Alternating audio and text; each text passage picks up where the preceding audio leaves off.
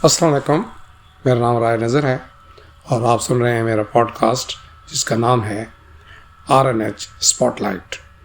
آج آپ نے جب اخبارات دیکھے ہوں گے تو آپ نے دیکھا ہوگا کہ بہت چیختی دھاڑتی ہیڈ لائنز ہیں جس میں نواز شریف وزیر اعظم کے نام سے ہیڈ لائنز ہیں اور ساری میں سملر ہے۔ بظاہر تو ایسے لگا کہ جیسے اخباروں نے خود ہی اعلان کر دیا ہے، لیکن بعد میں پتہ چلا ہے کہ اصل میں یہ اشتہار ہے، لیکن اس میں کہیں نظر نہیں آتا کہ یہ اشتہار ہے۔ یہ ایک قسم کی صحافتی بددیانتی میں آتا ہے، اس چیز کو اوائڈ کرنا چاہیے۔ وزیر اعظم بھی بن سکتے ہیں، اس میں کوئی شک نہیں، لیکن بعد الیکشن تو ہونے دیں۔ لیکن اگر انہوں نے اشتہار چھاپا ہے، جو کہ ان کا رائٹ ہے اشتہار چھاپنا، لیکن اس کو انہیں وضاحت کے ساتھ یہ بھی لکھنا چاہیے تھا کہ یہ ایک پیڈ کنٹینٹ ہے۔ تو جناب، آج سے 2 روز بعد آپ ووٹ کاسٹ کر چکے ہوں گے اور ووٹ کاسٹ کرنے کی تیاریاں بھی کر رہے ہوں گے۔ ملک کے بڑے شہروں میں مختلف جماعتوں کی نمائندگی کرتے ہوئے اپنے حلقوں میں جس حد تک ووٹرز کو قائل کرنے کی کوشش کر سکتے ہیں وہ بھی آپ یقیناً کر چکے ہوں گے۔ اب دیکھنا یہ ہے کہ ووٹرز کس پر اعتماد کرتے ہیں، اس لیے اس قسم کی ہیڈ لائن جو ہے وہ ووٹرز کے اعتماد کو ٹھیس بچاتی ہے، اور ووٹر ہی فیصلہ کرتے ہیں کہ کسے اقتدار کے ایوانوں میں بھیجنا ہے، کسے مستقبل کے فیصلے کا اختیار دینا ہے۔ کراچی، ملتان، اسلام آباد، راولپنڈی، فیصل آباد، ملتان، کوئٹہ، لاہور، گجرانوالہ سمیت دیگر اہم شہروں میں اب سب کی نظریں جم چکی ہیں۔ جیسا کہ واضح ہے، برج الٹ بھی سکتے ہیں۔ چلیں آج دیکھتے ہیں کہ لاہور کے حلقوں پہ، جو کہ بہرحال لاہور جو ہے وہ کلچرل سینٹر کہلاتا ہے پورے پاکستان کا، تو اس کے حلقوں پہ نظر دیکھتے ہیں کہ مجھے لگتا ہے کہ کہیں نہ کہیں کوئی حیران کن نتائج سامنے آ سکتے ہیں۔ مثلا NA 117 کی بات کی جائے تو اس حلقے میں عبدالعلیم خان سب سے نمایاں نظر آتے ہیں۔ انتخابی مہم، عوامی رابطہ مہم اور برسوں سے فلاحی کام کی تاریخ رکھنے کی وجہ سے لوگ ان کی بات کو لوریے سن رہے ہیں، اور حلقے میں انہیں اپنے مد مقابل پر برتری بھی نظر آتی ہے۔ اس کے بعد علی اعجاز بٹر نظر آتے ہیں، جبکہ آصف ہاشمی بھی کہیں نظر آتے ہیں۔ NA 117 سے عبدالعلیم کی کامیابی کے بظاہر لگتا ہے کہ واضح امکانات ہیں۔ NA 118 میں شہباز شریف کے صاحبزادے سابق وزیر اعلیٰ پنجاب حمزہ شہباز شریف اور علی حمزہ کے درمیان مقابلہ ہے۔ میاں حمزہ شہباز شریف کی کامیابی کے واضح امکانات ہیں، علی حمزہ انتخابی مہم کا حصہ نہیں۔ NA 1919 سے سابق وزیر اعظم میاں نواز شریف کی صاحبزادی مریم نواز شریف کا مقابلہ شہزاد فاروق سے ہے۔ حلقے میں انتخابی سرگرمیاں نظر آ رہی ہیں۔ مریم کی جیت کے امکانات زیادہ ہیں، لیکن شہزاد فاروق کو بھی اچھے خاصے ووٹ مل سکتے ہیں۔ صوبائی سیٹ PP 149 میں بھی عبدالعلیم خان کی پوزیشن مضبوط ہے۔ NA 120 میں سابق اسپیکر قومی اسمبلی ایاز صادق کی جیت کے امکانات ہیں۔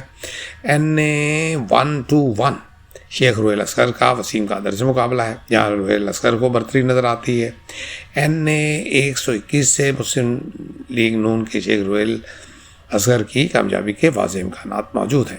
NA 122 122 میں خواجہ سعد رفیق اور لطیف کھوسہ کا مقابلہ ہے، یہاں کانٹے کا مقابلہ ہو سکتا ہے۔ ویسے انتخابی مہم اور ووٹر کا رجحان دیکھا جائے تو خواجہ سعد رفیق اور لطیف کھوسہ میں سے کوئی بھی جیت سکتا ہے۔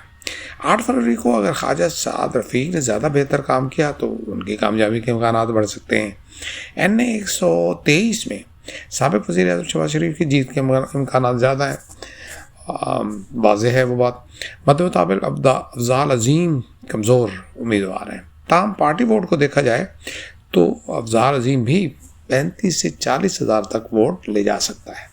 اس حلقے سے نیچے 2 صوبائی نشستوں پر شہباز شریف اور مریم نواز امیدوار ہیں۔ NA 124 رانا مبشر اقبال کی پوزیشن مضبوط نظر آ رہی ہے۔ رانا مبشر مقابل ضمیر جھیڈو صاحب ہے، یہ بھی ہو سکتا ہے کہ رانا مبشر اقبال بڑی لیڈ سے کامیابی حاصل کر جائیں۔ NA 125 میں مسلم لیگ نون کے افضل کھوکھر جیت سکتے ہیں، ہو سکتا ہے کہ مارجن بہت زیادہ نہ ہو۔ رانا جاوید کے نیچے رشید بھٹی کا بیٹا احمد بھٹی اور خالد گجر تگڑے صوبائی امیدوار ہیں۔ NA 126 میں سیف الملک کھوکھر جیت سکتے ہیں۔ مد مقابل جو ہے وہ توقیر کھوکھر کی مہم کافی کمزور نظر آتی ہے۔ NA-127 बिलावल भुट्टो, ज़हीर अब्बास खोखर, तारण के बहवान बराबर का मुकाबला है और कम मार्जिन पे फैसला मुतवक्को है। और अगर इस पर बिलावल भुट्टो कम बैक करता है तो ये उसके नाना के बाद उसकी वो सीट होगी जिससे पीपल्स पार्टी के दोबारा पंजाब में पाँव जमाने की पॉसिबिलिटी हो सकती है। इस हल्के पर नजर भी सबकी हैं। साबिक़ सदर आसिफ जरदारी तो ये सीट जीतने का दावा भी कर चुके हैं। मुकाबला हो सकता है और ये हल्का मुस्लिम लीग को हैरान भी कर सकता है। यहाँ से बिलावल भुट्टो जरदारी को कामयाबी मिल सकती है, शायद उसका मार्जिन ज़्यादा ना हो। NA-128 इस्तेहकाम पाकिस्तान पार्टी के ओन चौधरी और सलमान अकबर राजा के माबायन सख्त मुकाबले की तवक्को है। ओन चौधरी ने तो इंतखाबी मुहिम तो ठीक ठाक चलाई है, लेकिन सलमान अकरम राजा को भी काफ़ी हद तक बरतरी हासिल है। वो NA-128 से जीत कर रुकन कौमी असम्बली बन सकते हैं। NA-129 यानी 1 to 9 हाफिज़ मियां नुमान और मियां अज़हर का मुकाबला। मियां अज़हर को फ़िलहाल मामूली सी बरतरी नज़र आ रही है, लेकिन हाफिज़ मियां नुमान भी मुतहरक सियासी कारकुन हैं। वो वोटर्स को मुतहरक करने और पोलिंग स्टेशन तक लाने की सलाहियत रखते हैं। 8 फरवरी की हिकमत अमली और ताकत का बेहतर इस्तेमाल करने वाला ही मेरे ख्याल में यहाँ से जीतेगा। NA-130 नवाज शरीफ को बरतरी हासिल है, वो तो वाज़ेह बात है और उसको मतलब ये हम कह सकते हैं कि वो जीत जाएंगे। तो लाहौर में मुस्लिम लीग नून कम से कम 10 सीटें जो है वो जीत सकते हैं।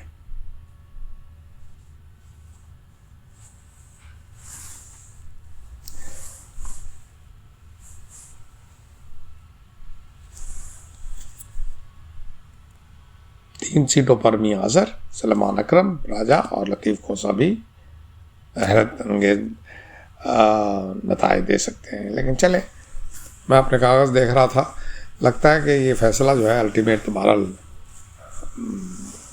8 फरवरी को ही सामने आएगा।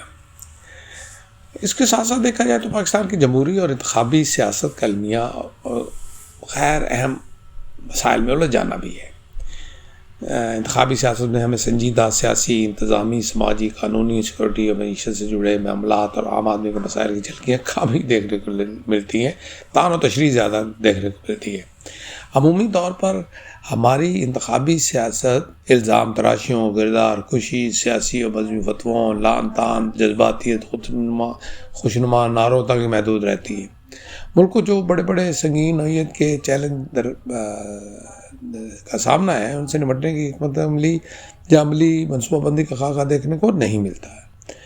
और यही वजह है कि हमारी इंतखाबी सियासत जब से हुकूमत साजी है उसके नतीजे में हुक्मरानी के निज़ाम का हिस्सा बनती है तो लोगों को न सिर्फ मायूसी बल्कि मसाइल को मज़ीद बिगाड़ का सबब बनती है। हाँ, अगर हम इंतखाबी मशहूर को देखें, 8 फरवरी के इंतखाबात के तनाज़ में आजकल बड़ी बहस चल रही सियासी जमातों के इंतखाबी मंशूर पर। इन सियासी जमातों के मंशूर भी हमें इंतखाबी मुहिम के आखिरी दिनों में मिले हैं। इससे आप अंदाज़ा लगाइए कि उन्हें किस हद तक ये अहमियत इस बात को देते हैं कि लोगों को बताएं तो सही कि उन्होंने आगे करना क्या है। तो ये आखिरी दिनों में उन्होंने अपने मंशूर पे किए। पाकिस्तान की तजर्बाकार सियासी जमातें उनके दाखिली निज़ाम की कमज़ोरियों के बायस या उनकी अदम तरजीहात की वजह से ये मंशूर न तो वक्त पर पेश हो सके और न ही किसी बड़ी बहस का हिस्सा बन सके। और तख़ीर का ये अमल ज़ाहिर करता है कि सियासी सतह पर सियासी जमातों की तरजीहात में मंशूर तैयार करने पेश करने की तरजीहात कहाँ खड़ी है। पाकिस्तान की 4 बड़ी जमातों को देखें तो